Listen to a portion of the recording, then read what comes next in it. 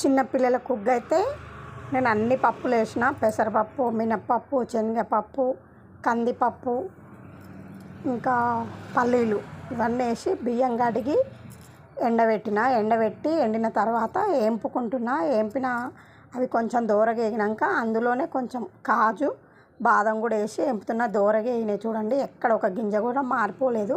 సన్న మంట పెట్టుకోవాలి, సన్న మంట పెట్టి వేపుకోవాలి. అవి కొంచెం వేగినాక నెయ్యి వేసుకోవాలి. నెయ్యి వేసి వేపితే మంచిగా వేగితే స్మెల్ కూడా మంచిగా వస్తుంది. ఇంకా పిండి పట్టేటప్పుడు కూడా మంచిగా అవుతుంది కాబట్టి కొంచెం నెయ్యి వేసి దోరగా అయ్యేంతవరకు వేపుకోవాలి. ఇప్పుడు చూడు, ఈ దోరగా అయినాయిగా, ఇంకా స్టవ్ మీదకి వెళ్ళి దించి మిక్సీ పట్టాలి. ఇవి చల్లార పెడుతున్నా. ఇవి కొంచెం చల్లగా కాగానే ఇంకా మిక్సీ ఈ విధంగా అయ్యేటట్టు పిండి ఇట్లా పట్టుకోవాలి. మంచిగా అయింది.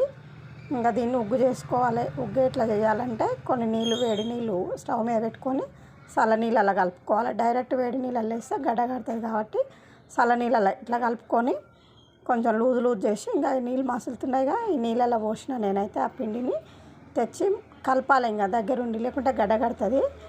ఇక ఇట్లా కలిపి ఉడకనియాలి స్టవ్ మీద బాగా దగ్గరకు ఉడికిందాక. ఇగో ఈ విధంగా ఉడుకుతుంది. ఇంకా మెత్తగా ఉడకాలి. ఇంకా పలుకుంటే పిల్లలకు కడుపున వస్తుంది, అరగదు కాబట్టి మెత్తగా దగ్గరికి అయ్యేంత వరకు ఉడికించుకొని ఈ విధంగా కావాలి. ఇంకా దగ్గరికి అవుతుంది. ఈ విధంగా అయ్యేటట్టు ఉడకబెట్టుకుంటే పిల్లలు అయితే మస్తు తింటారు. ఇంకా కొంచెం నెయ్యి కూడా వేసుకొని చల్లారబెట్టి కొంచెం గోరువెచ్చగా ఉండగానే తినిపించాలి. పిల్లలకైతే మంచిగా తింటారు. మొత్తం చల్లగా కావద్దు, కొంచెం గోరువెచ్చగా ఉండి పెట్టాలి. ఫ్రెండ్స్, నా వీడియో నచ్చితే ఒక లైక్ చేయండి. మీ ఇంట్లో పిల్లలు ఉంటే మీరు ఇలాగే చేయండి.